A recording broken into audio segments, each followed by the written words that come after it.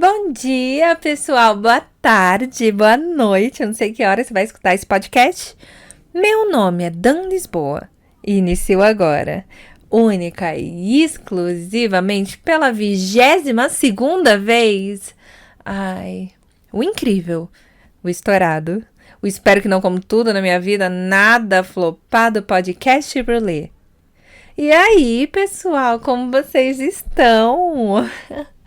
Depois de 57 dias de janeiro, estamos de volta! Não que seja ruim, até porque eu amo o mês de janeiro, né? A gente precisa desses dias longos para voltar para a realidade, para executar aquele monte de coisa que a gente planejou em dezembro. Bora começar a atualizar os planners com as execuções. E com esse linkzão de milhões, eu quero falar do tema de hoje, que é: eu sou o meu próprio lar. Como eu disse, o jogo começou. Aperte start. Na vida você ganha, se perde, meu filho, faz parte. Pois bem, como vocês sabem, eu que movimento as redes sociais. E como sou eu que movimento, eu que respondo, né? Tô aberta para conversar com vocês. Essa semana, um novo ouvinte, o Tom, ele tá conhecendo os episódios agora, tá refletindo sobre todas aquelas coisas que a gente conversou e tal. Então, ele me mandou mensagem para também complementar alguns pensamentos que ele teve ao ouvir alguns dos nossos episódios. No ano passado, a gente falou aqui no pod sobre a gente se conhecer, definir os nossos limites, tanto com relação aos amigos como os relacionamentos amorosos, sobre ter ciência do nosso valor, sobre a gente ter a nossa bagagem, aprender a respeitar a nossa bagagem. Falamos de um monte de bobagem, como os barracos do meu condomínio. E também sobre ser protagonista. Eu achei muito pertinente o assunto da sugestão do Tom, que era relacionada, às vezes, na vida, né? Que a gente vive num meio, e esse meio que delimita e escolhe que a gente pode fazer ou não. Então, como estamos no comecinho do ano, tempo de executar, tempo de arregaçar as mangas, tempo de organizar as coisas. Eu quero dizer aqui que o timing das coisas é o seu tempo, mas que para as coisas acontecerem, você, protagonista, precisa começar a executar. Afinal, nada cai do céu, não é mesmo? Acho legal também o tema, porque tá passando Big Brother, né? Gente, eu amo. Assisti literalmente todas as edições. Só a edição da Paula eu desisti na metade, né? Da Paula e da Amanda eu pulei. Mas sim, eu amo Big Brother. Herança genética da minha mãe, que é viciada. Podem me julgar. Tô acostumada. Mas pensa comigo. A gente assistindo sabe quem é planta. Sabe quem se posiciona. Sabe quem fala na cara. Sabe que não tomar decisões é péssimo pra pessoa. Então fica aquela pulga atrás da orelha. Você se acha planta? Não no quesito conflito, porque no nosso dia a dia a gente não precisa morar na mesma casa de quem não gosta da gente 24 horas por dia, né? Mas quando o conflito, a dúvida, o momento de decisão chega na gente, o que a gente faz? Como a gente responde? Já ouvi tanta coisa de tanta gente que fala de uma comunidade como opressor e tal. Mas em qual momento você toma as rédeas da situação? Porque, a meu ver, assim, de uma maneira muito rasa, né? Ou você sai dela, ou você limita a opressão que ela te causa. Tira a parte boa, né? Porque senão não faz sentido você estar ali. E limita as partes ruins para contribuir com o que você tem para contribuir, sem deixar que falte para você. Seu tempo, seu dinheiro, seus conhecimentos, enfim. Eu acho que, claro, a gente cresce com algumas noções pré-definidas de certo e errado que os nossos pais nos passam. Nossos avós, nossos tios. Mas tem um momento na vida que a gente precisa questionar essas noções para que elas não sejam só: ai, sempre foi assim, tem que ser assim, sabe? Eu tô falando muita gente, a gente nesse episódio, porque eu me incluo nisso, de ter que romper esse tipo de ensinamento. É preciso pensar por si só e confiar no que você acredita. E, poxa, é tanta coisa. a noção de liberdade, a sexualidade, a noção de responsabilidade, não só para conosco, mas para com aqueles que dependem da gente. Onde eu quero estudar, onde eu quero procurar um emprego, quais lugares eu frequento, os amigos que eu tenho. Tudo isso depende única e exclusivamente de mim. E assim, se a gente não corta esses ensinamentos que são assim porque sim e pronto, o mundo não evolui. Porque para a geração dos meus pais, por exemplo, psicólogo é coisa de gente louca. Por quê? Porque sim. Porque demonstrar fragilidade é sinal de fraqueza, porque homem não chora, porque homem tem que ser homem, porque depressão é falta do que ocupar a mente. E assim, com esses pensamentos que gerações passadas tiveram, se eles mantivessem o mesmo ensinamento de pai para filho e não tivesse esse rompimento da pessoa que tá ali, que é jovem, de mudar, se não fosse isso, a mulher hoje não ia nem poder trabalhar, nem viajar sem autorização do marido. Olha que absurdo. E assim, até hoje a gente é limitada sobre o nosso corpo e sobre as nossas escolhas. Eu, humildemente, aqui prego que ser egoísta é saudável. Claro que abre para os chatos falarem que eu tô pregando uma coisa ruim, blá blá blá. Mas eu ignoro e foco quem consegue interpretar as coisas. Coisa que até hoje tem gente que não sabe fazer, né? Interpretar. Mas enfim, tem uma música que eu ouvi pela primeira vez num protesto lá em 2018. Sou dessas, tá? Que me tocou assim, no fundo da alma. E nunca mais saiu de mim. Nossa, como eu chorei nas primeiras vezes que eu ouvi essa música, porque a letra dela é muito forte. Eu me senti ouvida, eu me senti acolhida. E a letra, ela fala assim: sua casa não te define, sua carne não te define. Você é seu próprio lar. Você desatinou, desatou nós, vai viver só. Eu não me vejo na palavra fêmea, alvo de caça, conformada, vítima. Prefiro queimar o mapa, traçar de novo a estrada, ver as cores nas cinzas e a vida reinventar. Ai, nossa. Eu amo muito essa música. O nome desse hino é Triste Loucomar, da banda Francisco El Hombre. Fala muito da luta feminista, mas tem trechos que são tão fortes que quebram a barreira da mulher. Isso é pra mim, é pra você, independente da sexualidade, independente das limitações físicas, independente da cor.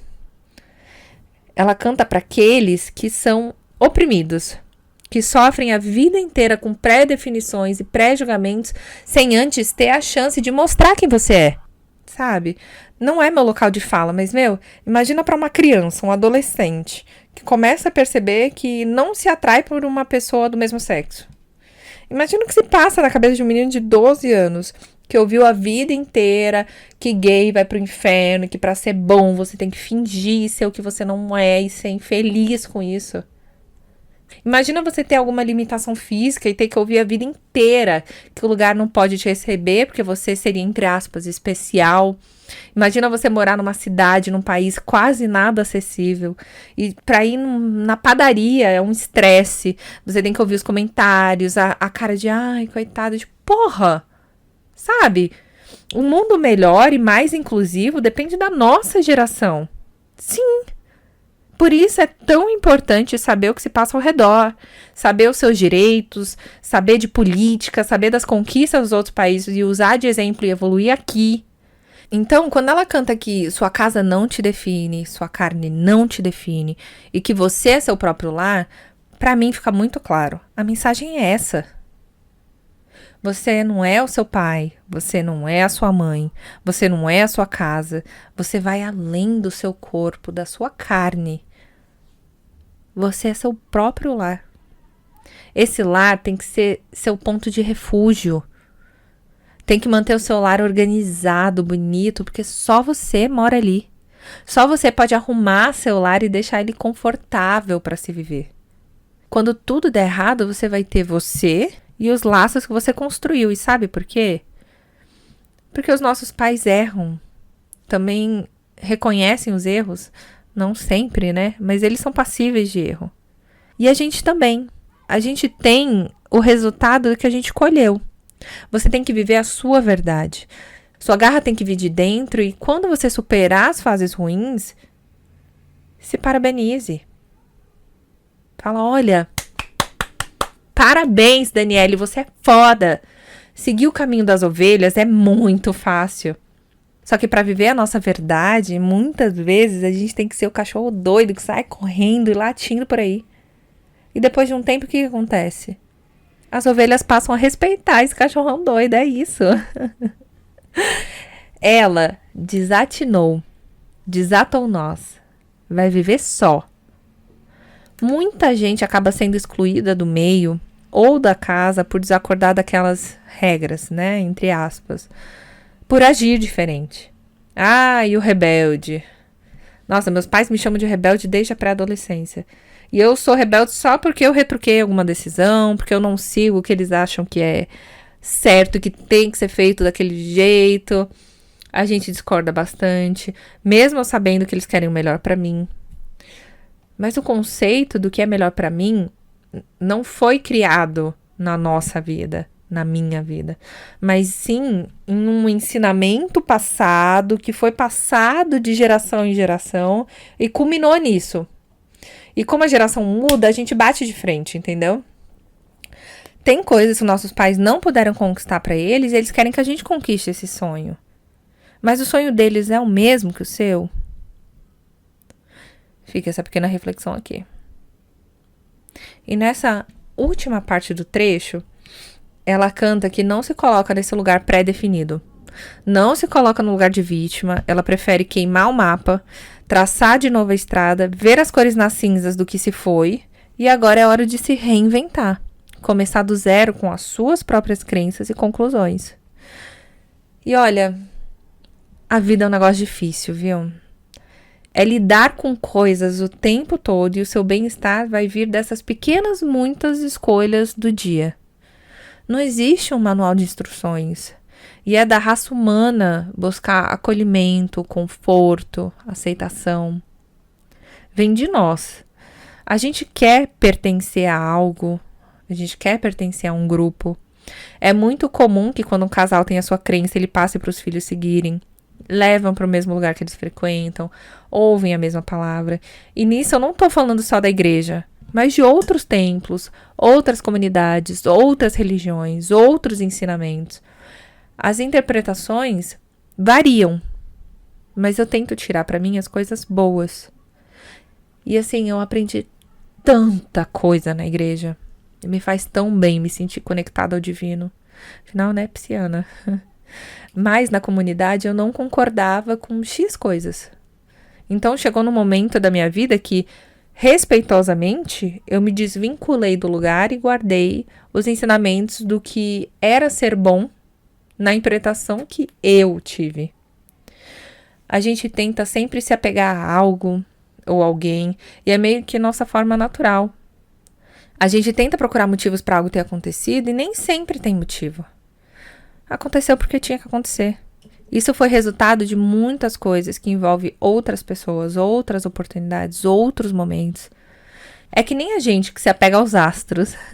Eu adoro ver as previsões do céu no dia.